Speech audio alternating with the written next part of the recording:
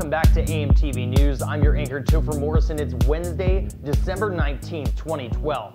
Islamic Jihad and NBC embrace in Syria.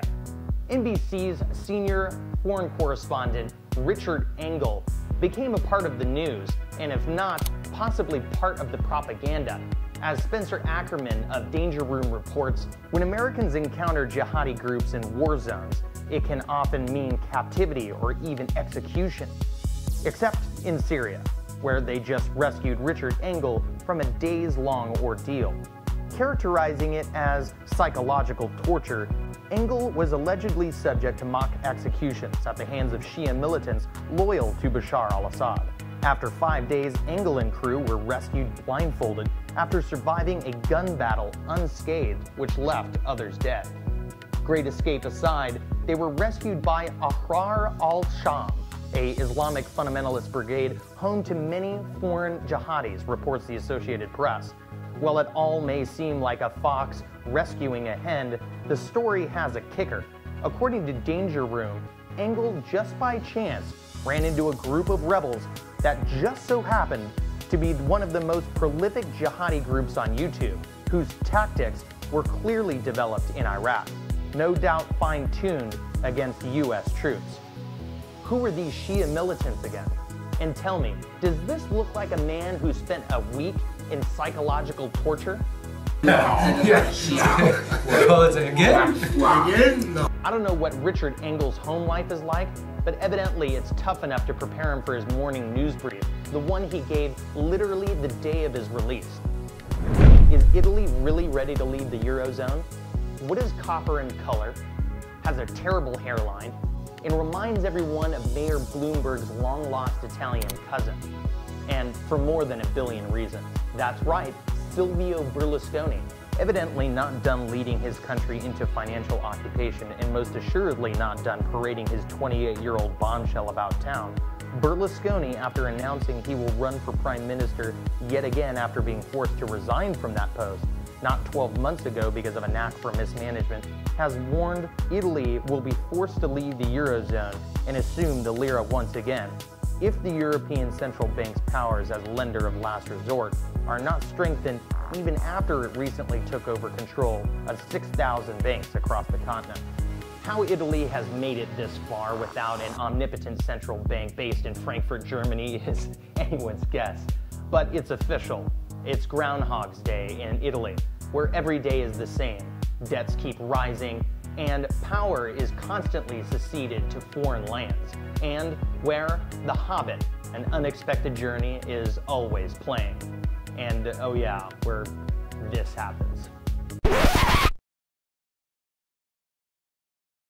Cauterizing Benghazi. Evidently, the buck stops with Hillary Clinton. Reuters reports the independent inquiry into the Benghazi affair has lambasted Hillary Clinton, the U.S. State Department, and intelligence services for a grossly inadequate security situation. Systemic failures in leadership and management deficiencies at senior levels led to ignorance of eastern Libya, its near-lawless climate, the terrible demeanor of local militias, and resulted in multiple deaths, including U.S. Ambassador Christopher Stevens.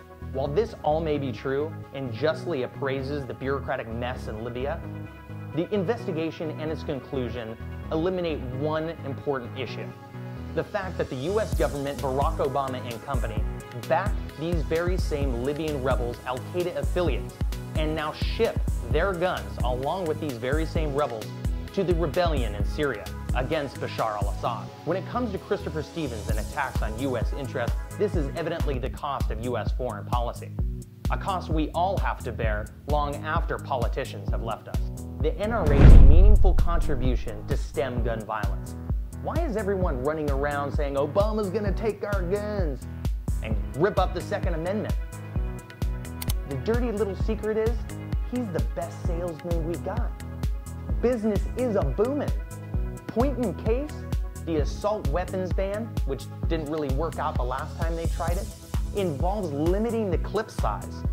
Best way around that? Buy more clips. Perhaps the NRA's meaningful contribution should be to provide tactical and safety training to teachers, principals, and volunteers.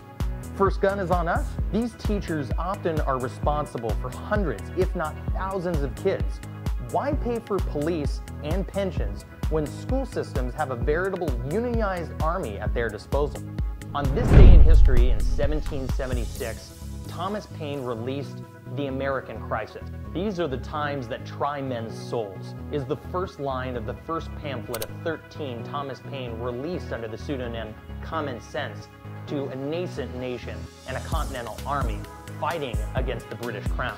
It continues, the summer soldier and the sunshine patriot will in this crisis shrink from the service of his country, but he that stands by it now deserves the love and thanks of man and woman. Tyranny like hell is not easily conquered, yet we have this consolation with us, that the harder the conflict, the more glorious the triumph.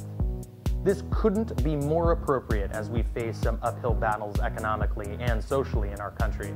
Our American crisis does not concern a foreign force per se, but an internal dilemma concerning the appropriate role of our various institutions and how to safeguard our freedom and prosperity. Paine offered then what we need now the most, optimism.